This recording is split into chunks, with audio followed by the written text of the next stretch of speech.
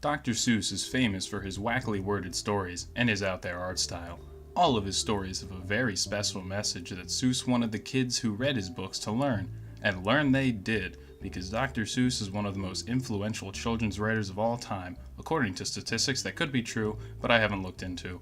Arguably, one of Seuss's greatest works is the Christmas time story of the Grinch.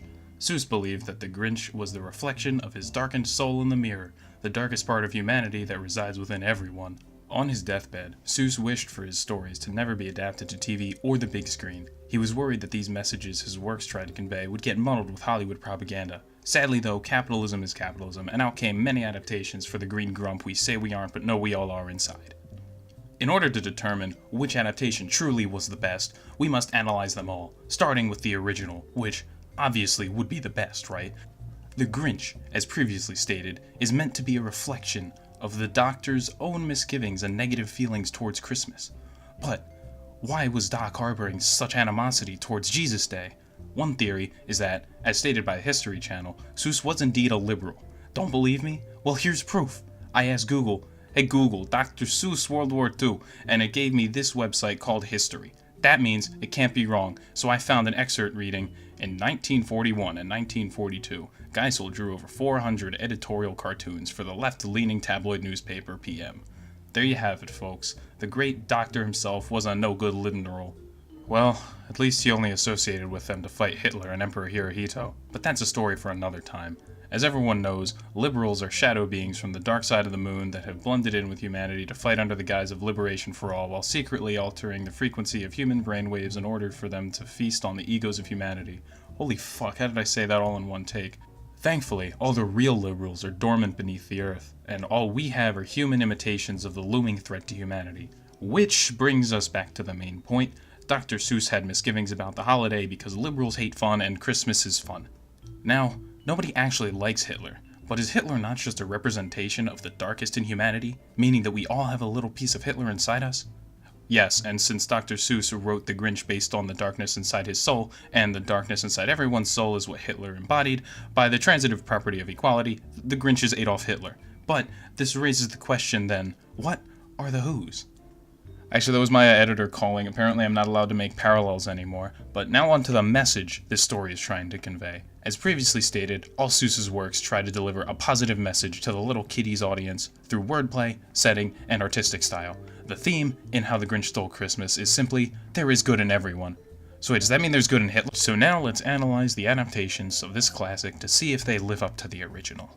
I mean, this one's just basically the book read out loud over some very nice shaded animation featuring the song You're a Mean One, Mr. Grinch, which was written by Seuss himself. So, yeah, pretty baller. This adaptation definitely lived up to the hype of the original, boasting an original score, great cinematic direction, and some other phrase that movie critics use. But, did it convey the message that Seuss originally wants? Yes, next. God, I wish I was flailing around in the brambles of Dante's sixth layer of hell right now, is what many viewers of the movie said upon leaving the theater. If they made it out, that is. Before we get into the movie itself, let's review Illuminations' history. Minions. Now, onto the movie. The Grinch is usually stylized as, this guy, but right here it's, this. As you can plainly see, he is meant to look ugly as fuck, embodying the ugliness in the human heart. In Illuminations' interpretation, however, the Grinch looks a little too fuckable. Here's some proof. His lair, originally portrayed as a sort of disgusting unkempt cave, is, in this portrayal, a typical millennial bungalow. And don't even get me started on how the Grinch, albeit complaining the whole time, struts right into Whoville to go grocery shopping. This goes entirely against what the Grinch originally was, a hermit who sat locked away in a mountain surrounded by filth and his own misery. Could they be sympathizing with Hitler? Well, it is Illumination, so I wouldn't put it past them. Also, I don't think I mentioned Max yet, but seeing as the Grinch is a Byronic hero, Max is his animal friend who helps him achieve change throughout his journey. Max, being the most influential figure in cinematic history, lives up to the hype in this iteration. He is indeed the only reason this movie is watchable. The Grinch doesn't remind me of Hitler at all, and to top it all off, Cindy Lou who movie focuses 50% of the time on, shows absolutely no character development or growth. In fact, All she does is want to fuck the Grinch. That's illegal, Cindy. The Grinch is underage in Grinch years, which makes you a pedophile. Granted, she doesn't do much in the original either, although that leads us into the next movie.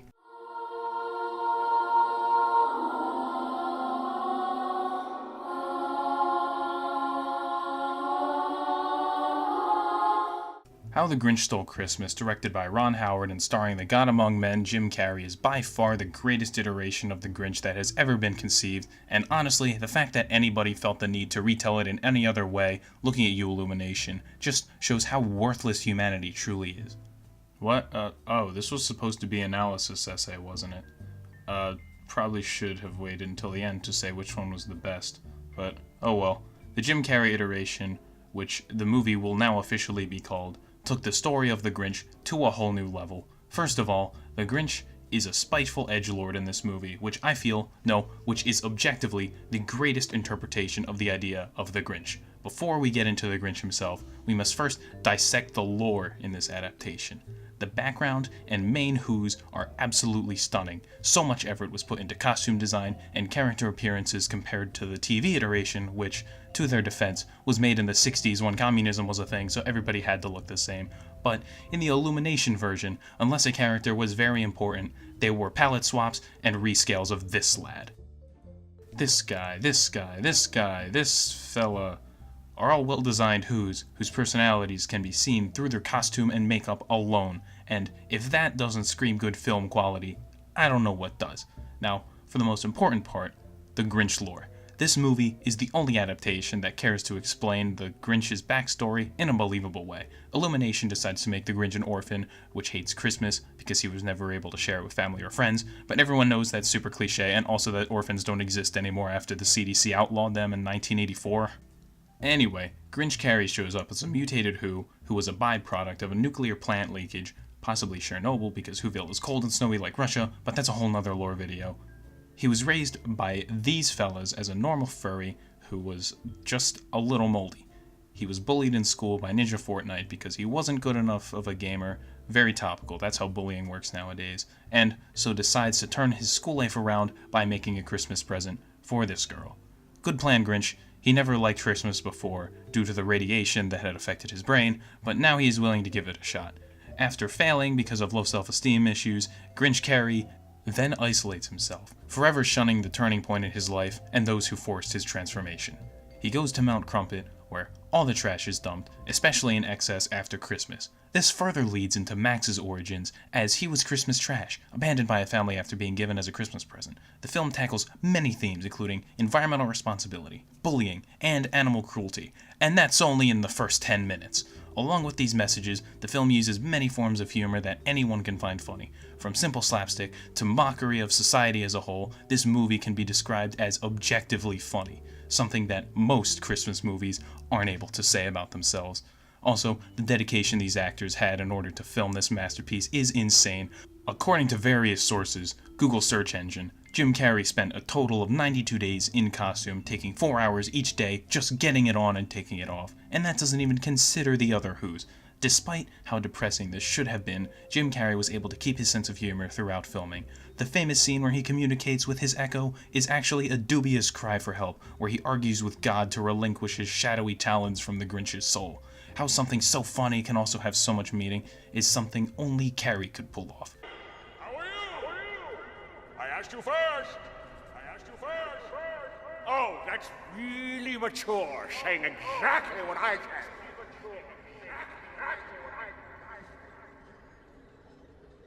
I'm an idiot! America's diseased, rotten to the core. There's no saving it. We need to pull it out by the roots. Wipe the slate clean. Burn it down! That doesn't even compare to the many times Jim Carrey ad-libbed his scenes to make the comedic effect that much greater. In this scene, Jim Carrey legitimately ate glass. It wasn't a joke. He consumed broken shards of glass as a joke to show off the true nature of the Grinch. Here's an actual quote from Carrey after filming that day. "It was fucking painful. It was really funny, but my mouth won't stop bleeding, and the hamburger I ate for lunch tasted like sheet metal. They had to make an entirely new costume because now the old one is completely red. but I do have to say, it was worth it. Every second. Wow, what an amazing and dedicated actor. Aside from Carrie, the other characters were nothing short of genius themselves. We got to see a meaningful relationship form between this version of Cindy Lou, who was not a pedophile in this adaptation, and the Grinch. Cindy Lou's family was so caught up in the corporate scheme of Christmas that she sought others like her who could see through the big business bullshit, which led her to the Grinch. The Who's, classically seen as good, were quite the opposite in this adaptation. When the Grinch called them on their bullshit, they began to realize how wrong they were. This is a far cry from the standard black and white portrayal of the good Who's and the evil Grinch. Morality is not black and white, folks, but a spectrum of gray which envelops all. While this movie certainly did not follow the original story exactly, it adapted to the turn of the century. In a 2000 interview with the actual Grinch, he had this to say about the movie. Honestly, I think Jim Carrey is the only actor who could portray me in a movie. Anything else would be like casting Emma Watson as Hermione Granger in the upcoming Harry Potter movie. How stupid would that be? Also, the themes in this movie, as well as the style of humor and cinematographic techniques, perfectly envelop the current age and culture. We, as a society, constantly change, and so too do our mimetic techniques and values. While it is considered by some to be disrespectful to remake a classic, I believe it is only true when done wrong. In this case, it is done very right. Thank you. And there you have it, guys. You can't really argue with the star of the original, the actual Grinch. Well, that's all I have for now, and I think that's all I need as well. Just keep in mind that this video has no opinions and is entirely factual. If you disagree with anything, you are welcome to say so in the comments, although keep in mind, I can track your IP address, and I will find you. Thanks for watching, and have a Merry Christmas.